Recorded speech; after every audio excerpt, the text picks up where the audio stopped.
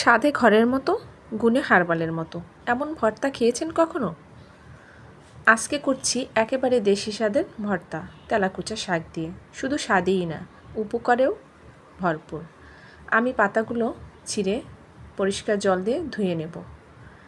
এবার পাতাগুলো আমি কুচি করে কেটে নিয়েছি। সামান্য লবণ জল দিয়ে 5 মিনিটের মতো আমি ঢেকে সিদ্ধ করে নেব।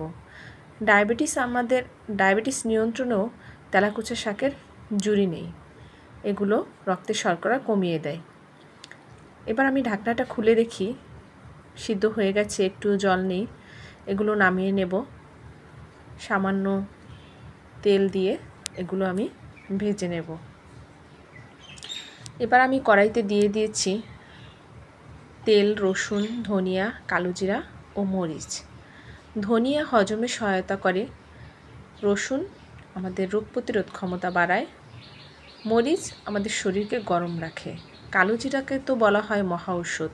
এই সবগুলো পুষ্টিকর উপাদান একসাথে মিলে আমরা তৈরি করব আজকে একটি পুষ্টিকর ভর্তা, তেলাকুচ শাকের ভর্তা। এবার আমি শাকগুলো দিয়ে দিচ্ছি, সিদ্ধ করে রাখা শাকগুলো আমি দিয়ে দিচ্ছি।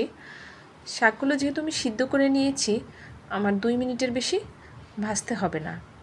ভেজে নিয়েছি। এবার আমি শিলনোড়ায় বেটে নেব। যেহেতু সিদ্ধ করার পর আমি ভেজে নিয়েছি, বেশি সময় লাগবে না। এবার আমি মিহি করে বেটে নেব।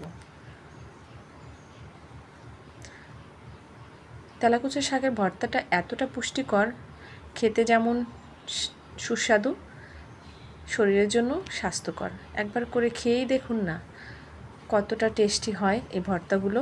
ধন্যবাদ।